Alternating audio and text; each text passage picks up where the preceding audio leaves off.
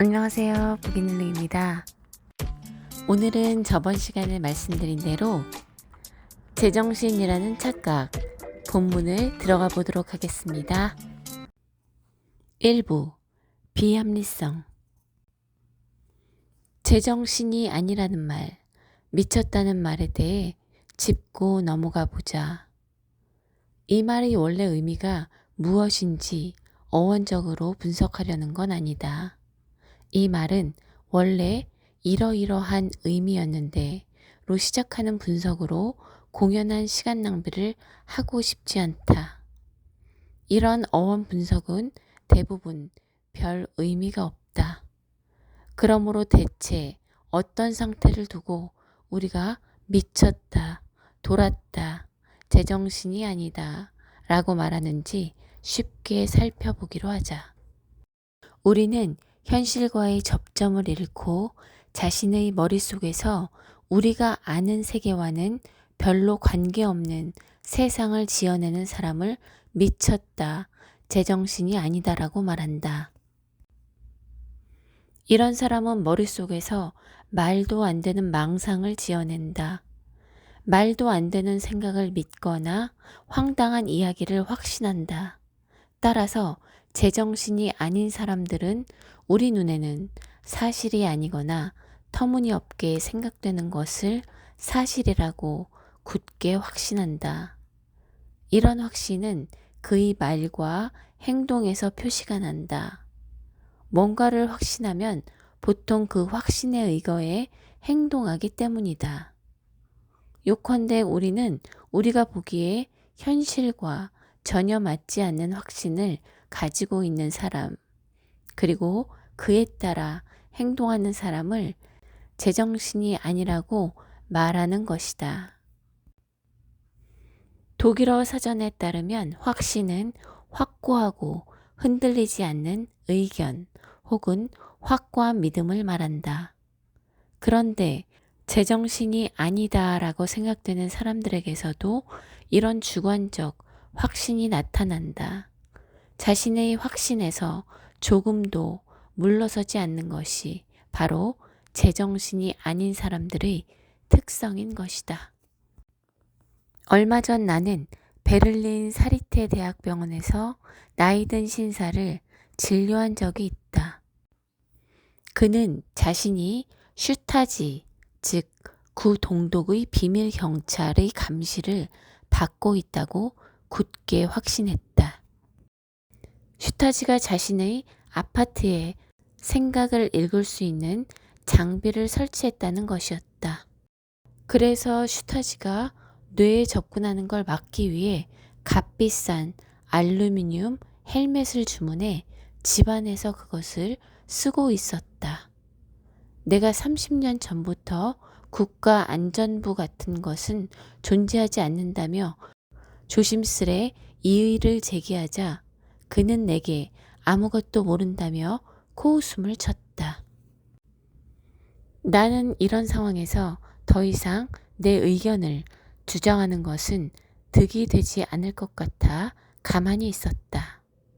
그의 첫 반응에서 아무리 역사적 사실을 이야기해봤자 그가 자신의 확신에서 한 발자국도 물러서지 않을 것임을 예상했기 때문이다. 그는 자신의 가족과 이웃도 나와 똑같은 말을 한다며 그들도 아무것도 알지 못하면서 알루미늄 헬멧과 다른 차폐 장치를 사들인 자신을 미친 사람 취급한다는 것이었다.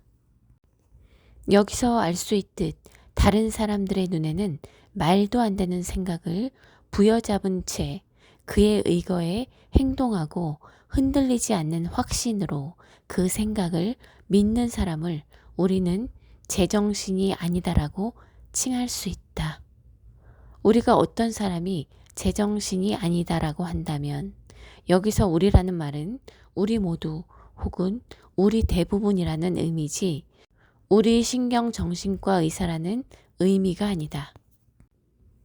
제정신이 아니다 혹은 미쳤다, 돌았다 같은 용어는 일반적인 개념일 뿐 의학적 혹은 심리학적 전문 용어가 아니기 때문이다.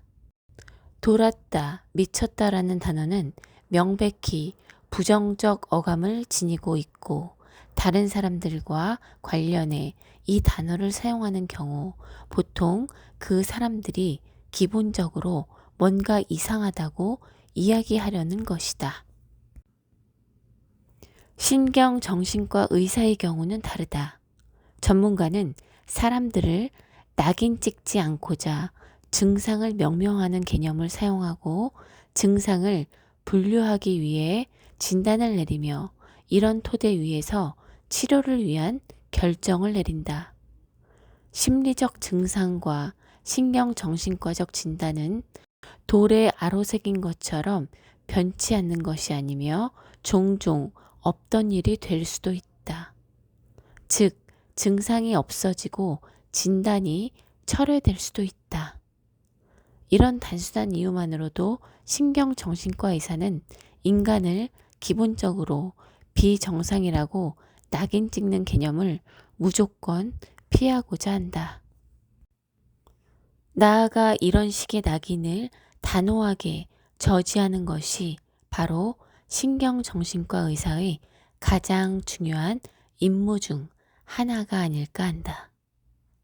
내가 여기서 제정신이 아니다, 미쳤다라는 말을 사용하는 것은 모두가 그 말을 입에 달고 살기 때문이다.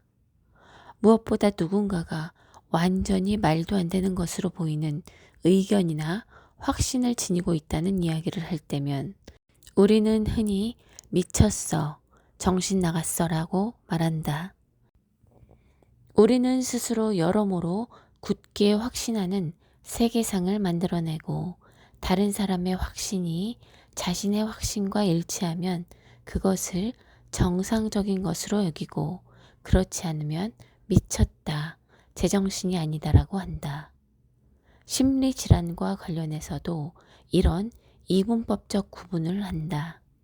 건강과 비건강의 경계가 종종 유동적임에도 말이다.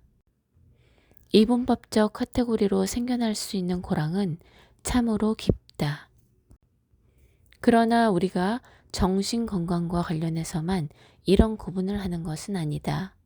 우리는 정신병과 상관없이 스스로의 확신에 위배되는 견해를 표명하는 모두를 제정신이 아니라고 보는 경향이 있다.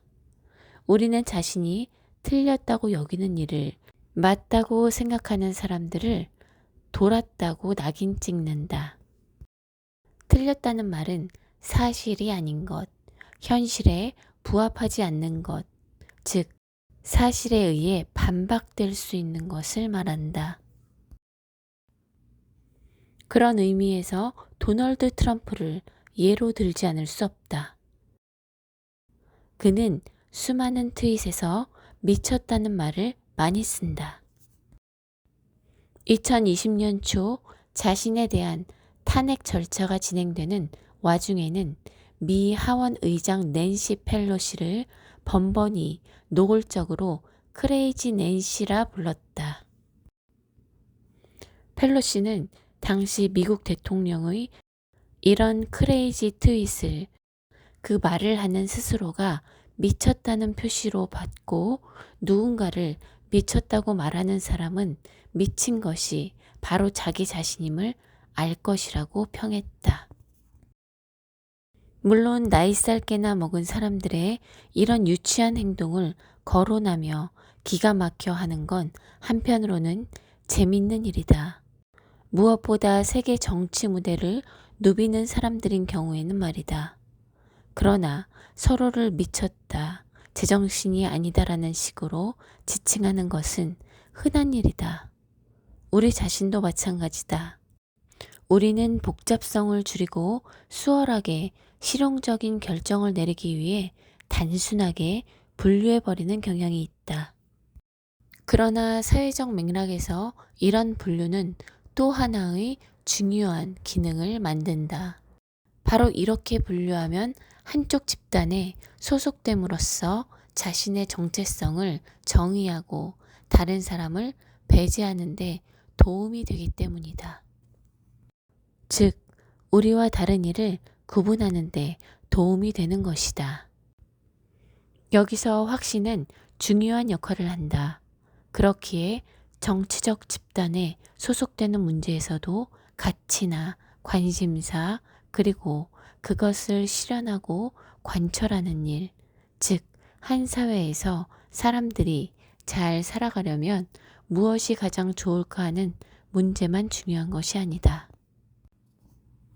소속을 따지는 문제에서 중요한 것은 무엇을 진실로 여기고 무엇을 그렇지 않게 여기느냐 하는 것이다. 가령 공적 담론에서 기후변화를 보는 시각은 정치적 지향의 문제가 된 듯하다. 기후변화를 막기 위해 어떤 정책이 중요할지, 어떤 가치를 우선시해야 할지보다 특정 정치 집단에 속하기 위해 기후변화가 있다고 보느냐, 없다고 보느냐, 또한 최소한 이것을 인간이 초래했다고 보느냐, 자연적인 것이라고 보느냐 하는 질문이 중요해진 것이다. 기후변화가 미국에 경제적으로 해를 끼치기 위해 중국이 고안한 것이라고 하는 트럼프의 트윗은 아주 유명하며 말도 안 되는 정치적 여론 형성의 상징으로 자리매김했다. 공화당 지지자가 모두 이런 의견을 지니고 있는 것은 아니라는 사실이 다행스러울 정도다.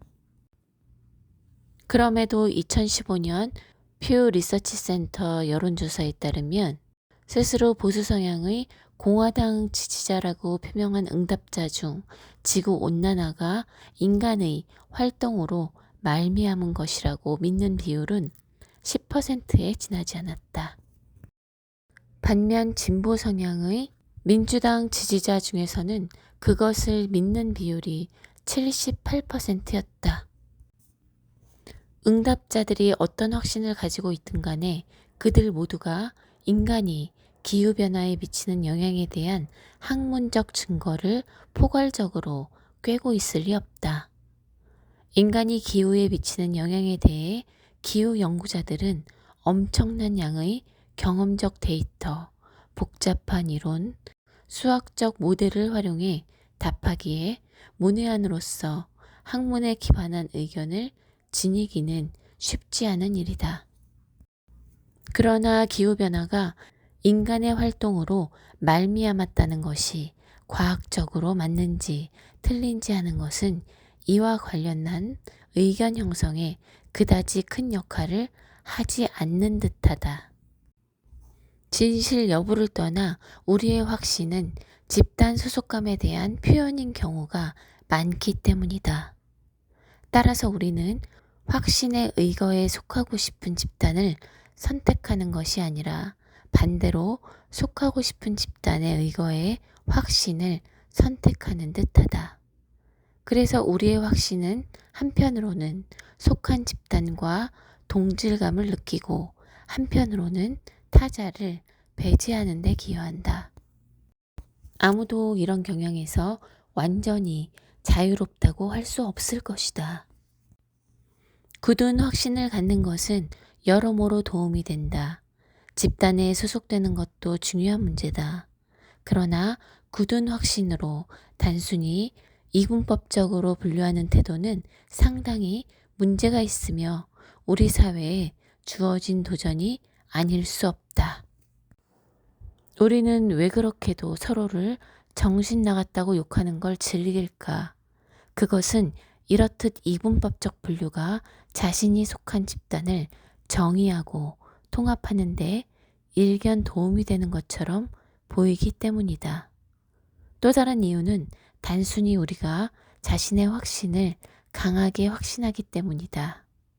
우리는 엄청난 확신을 지니고 있고 그 확신에서 한 걸음도 물러서지 않는다.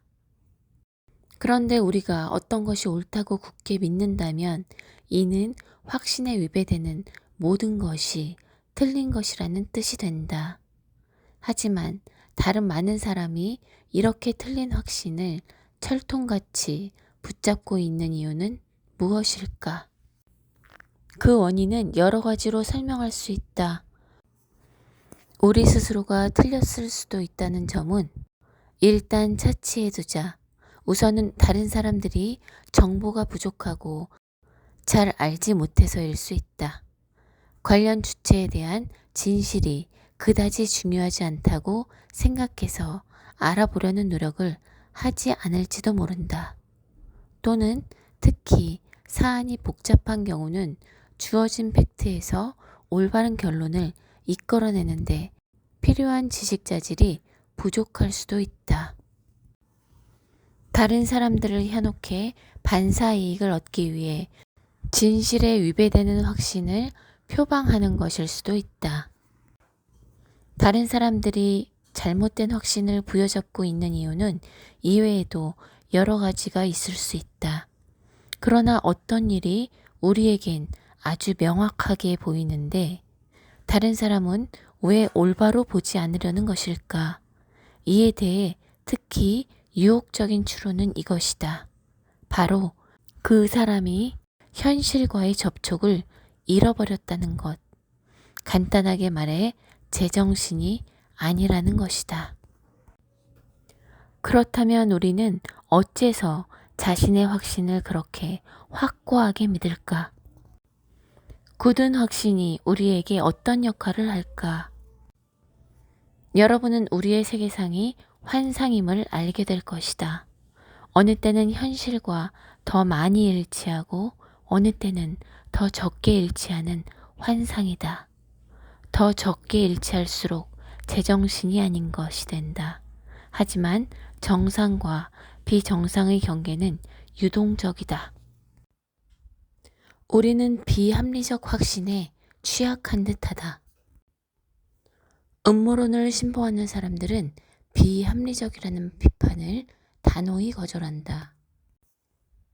반대로 그들은 공식적인 오피니언 리더들의 값싼 이론에 넘어가는 멍청한 무리를 순진하면서도 비합리적이라고 비난한다. 음모론적 생각은 본질상 인식적으로 비합리적이다. 음모론은 자신의 불합리성을 위해 우리의 맹점을 이용하는데 이런 맹점은 생각보다 더 크다. 우리는 맹점이 있다는 것과 그것이 얼마나 큰지 잘 의식하지 못한다. 그것이 맹점의 본질이다. 스스로 아무것도 보지 못한다는 것을 깨닫지 못하는 것이다. 그래서 자기를 관찰하고 성찰하는 것은 맹점을 드러내는데 적합하지 않은 방법이다. 맹점을 확인하려면 안 보인다는 사실을 깨닫게 만드는 실험이 필요하다. 자신의 시야에서 맹점을 스스로의 눈으로 확인할 수 있는 실험을 알고 있는가? 오른쪽 눈을 감고 정면 멀리에 있는 한 지점에 시선을 고정하라. 그런 다음 왼팔을 앞으로 곧게 뻗되 엄지손가락을 고추 세운 채 엄지손톱이 시야 한가운데 놓이게 하라. 그런 다음 뻗은 팔을 천천히 왼쪽으로 움직여라. 그러다 보면 15도 정도 각도에서 엄지손가락이 보이지 않게 된다. 맹점에 상이 맺혔기 때문이다. 우리가 맹점을 잘 느끼지 못하는 이유는 필링인이라는 현상 때문이다. 시각 시스템이 누락된 정보를 곧장 채워넣는 것을 말한다. 단순히 다른 쪽 눈이 이렇게 정보를 채운다고 추측할 수 있을 것이다. 기본적으로 맞는 이야기다. 양 눈의 맹점이 서로 다른 부분에 있어 한 눈이 볼 수 없는 부분에서 다른 눈이 대신 이를 맡을 수 있다. 양눈으로 볼 때는 실제로 그러하다. 이런 맹점과 비슷한 채우기 메커니즘은 생각에도 적용된다. 변기에서 물을 흘려보내는 메커니즘이 어떻게 작동하는지 아는가? 아니면 캔 따개가 작동하는 메커니즘을 아는가? 대부분 독자는 이런 질문에 바로 네 알아요 라고 대답할 것이다. 하지만 차근차근 이런 장치가 작동하는 원리를 정확히 설명해 보라. 설명할라 치면 제대로 할 수 없는 것이 당신뿐만은 아니다. 연구 결과 대부분의 놀랍게도 그런 일상적 물건의 작동 방식을 잘 설명하지 못하는 것으로 드러났다. 무엇보다 스스로 생각했던 것보다 잘 못한다. 그런 설명을 시도해 보고서야 자신이 얼마나 잘 알지 못하는지 깨닫게 된다. 모든 종류의 지식에서 비슷하게 그런 자기 과대평가가 드러난다. 무엇보다 상황이나 작동 방식을 설명하고 논리적으로 근거를 대려할 때 난처한 놀람을 경험하게 된다. 이런 면에서 우리는 생각에서도 자신의 무지를 깨닫지 못하는 맹점을 지니고 있는 것이다.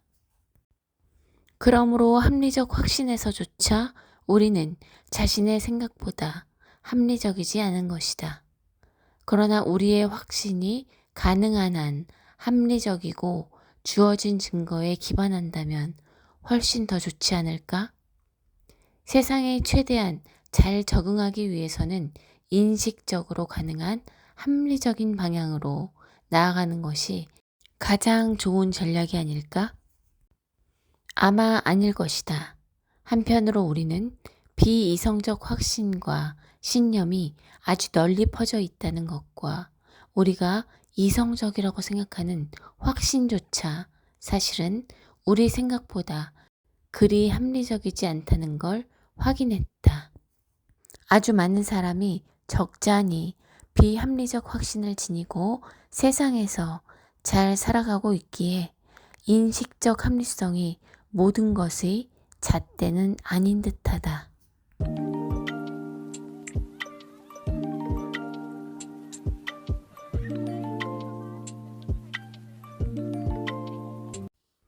에필로그 팬데믹 시대의 확신. 코로나19는 숨막히는 속도로 우리의 건강과 우리가 확실하다고 믿던 것들, 그리고 무엇보다 사회적 통합을 저해하는 예기치 않은 위험으로 떠올랐다. 그리고 이 모든 것과 더불어 불안한 시대에 비합리적 확신이 어떻게 확산되는지, 진실에 대한 서로 다른 이해가 어떻게 사회적 뇌관이 될 수 있는지, 사회에 원래 존재하던 균열이 어떻게 도저히 극복할 수 없을 듯한 커다란 고랑이 될 수 있는지 여실히 보여줬다. 코로나19 팬데믹을 퇴치하기 위해 국가가 시행하는 조치에 대한 저항이 시작되는 데는 시간이 그리 오래 걸리지 않았다. 이런 저항의 신봉자들은 스스로를 수평적 사고자라고 칭했다. 그러나 다른 사람들은 이들을 코로나 바보라고 불렀다. 이 두 개념만 봐도 서로 다른 이해를 지닌 사람들 사이에 벌어진 간극을 보여준다. 이 간극은 이런 말을 사용함으로써 더 커진다. 수평적 사고자라는 말은 자신이 옳다는 독선적인 뉘앙스를 풍긴다. 그러나 코로나 바보라는 말도 마찬가지로 상대편을 깎아내리는 표현으로 양쪽 진영 간의 고랑을 더 깊게 하는 게 분명하다. 꼭 집게 손가락을 치켜들고 손가락질을 하지 않아도 수평적 사고자 혹은 코로나 바보와 같은 말에 타인에 대한 비하와 자신을 추켜올리는 태도가 각자 자신의 기존 확신을 더 강화시키고 있음을 담담히 확인할 수 있다. 이런 태도는 다른 생각을 가진 사람들과 건설적인 대화를 하지 못하게 만든다. 코로나19 팬데믹은 우리에게 비합리적 확신이 얼마나 많은 폐해를 야기할 수 있는지 똑똑히 가르쳐줬다. 가령 코로나19가 위험하게 확산되는 시기에 소수가 특정 조치를 거부하는 것은 다수의 타인에게 적잖은 위험을 초래하는 일이었다. 비합리적 확신으로 말미암은 또 다른 위험은 바로 극단주의로 가는 것이다.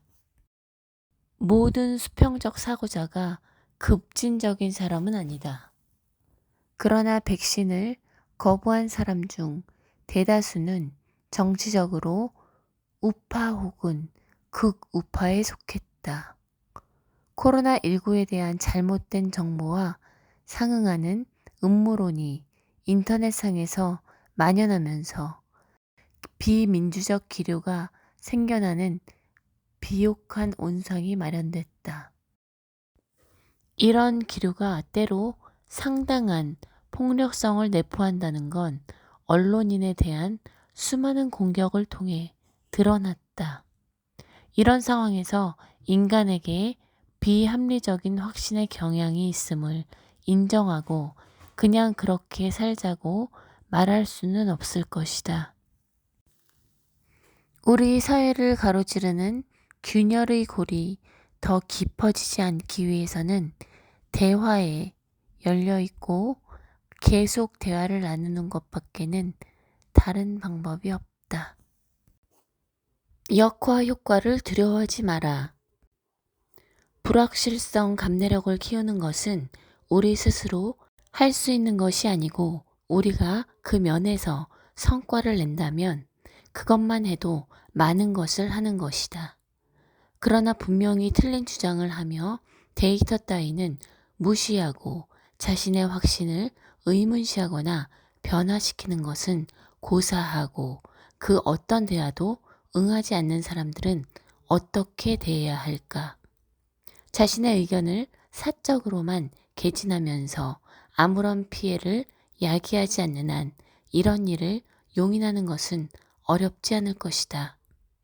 그러나 잘못된 발언을 큰 소리로 세상에 퍼뜨리며 다른 사람을 설득하고자 하거나 틀린 확신으로 말미암은 행동이나 직간접적 공격으로 다른 사람들을 위험에 빠뜨리는 일이 벌어진다면 잠옷 심각해진다.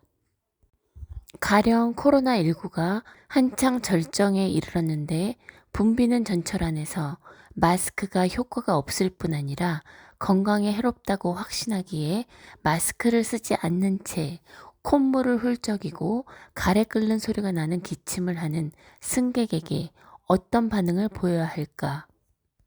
또는 기자를 기레기라고 부르며 욕하거나 행동으로까지 공격하는 사람에 대해 어떤 반응을 보여야 할까? 이런 상황에서 토론을 하며 반대 논지를 제시하는 것은 헛수고를 하는 게 아닐까? 더구나 우리가 확신의 인식적 비합리성에 대해 알고 있는 마당에 말이다. 사회의 균열이 더 깊어지는 걸 막으려 하거나 이미 존재하는 균열을 극복하고자 한다면 화를 속으로 삼키며 침묵하고 속으로 창피해하는 것만으로는 한 발자국도 나갈 수 없다. 우선 우리가 자신의 확신을 먼저 비판적으로 돌아봐야 한다는 건 분명하다. 그러나 상대가 그렇게 하지 않으면 어떻게 할까? 공공의 위험을 초래하는 자신의 행동을 변호하기 위해 목소리를 높여 음모론을 퍼뜨리며 자신의 확신에서 1mm도 물러서려 하지 않는 사람을 상대해야 한다면 어떻게 해야 할까?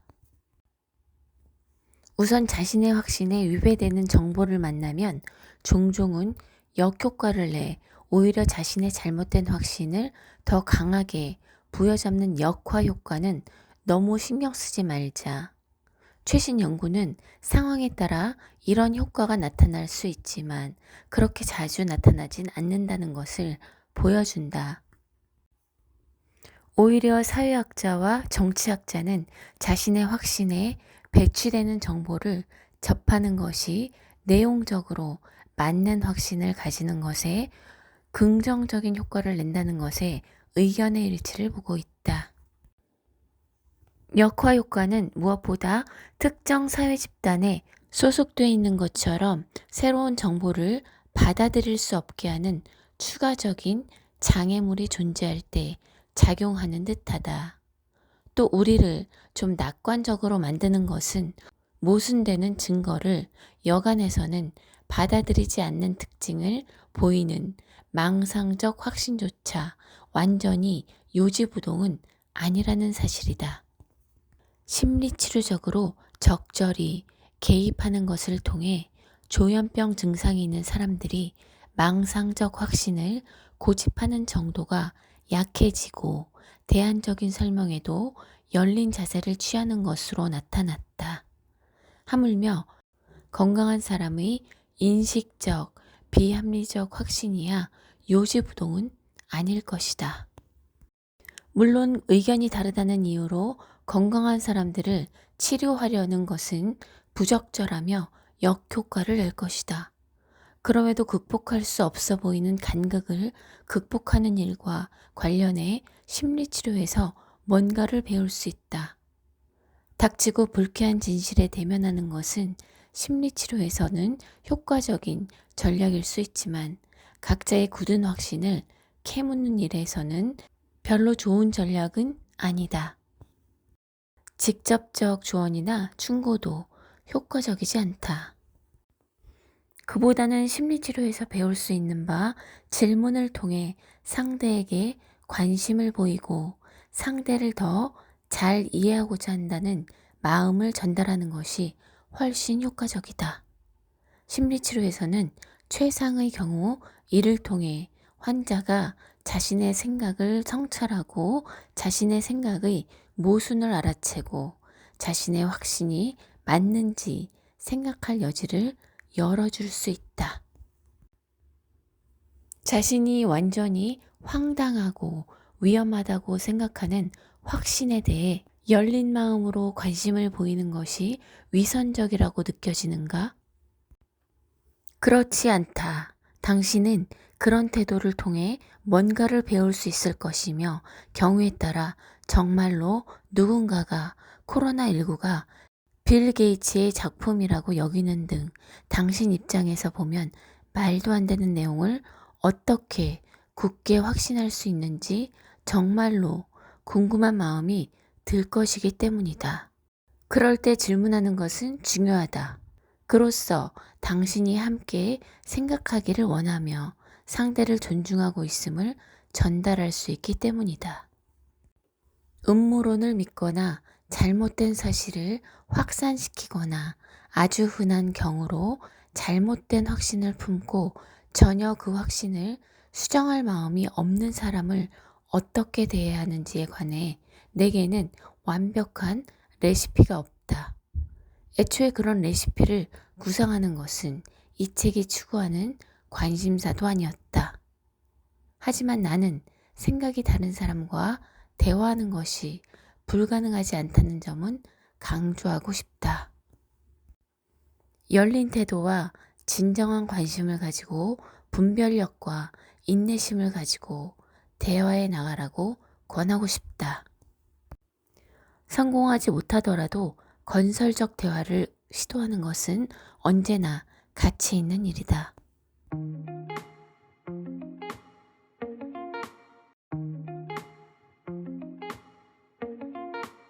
오늘은 이렇게 제정신이라는 착각의 본문 내용을 만나보았습니다. 이 책은 지나친 자기 확신을 경계해야 하는 이유와 타인과 평화롭게 공존하는 법에 대한 내용을 다루고 있습니다. 우리가 가진 이성은 정말로 이성적인지에 대한 성찰을 하게 해주었던 것 같습니다. 그럼 저는 여기서 오늘의 영상을 마치겠습니다. 함께 해주셔서 감사합니다.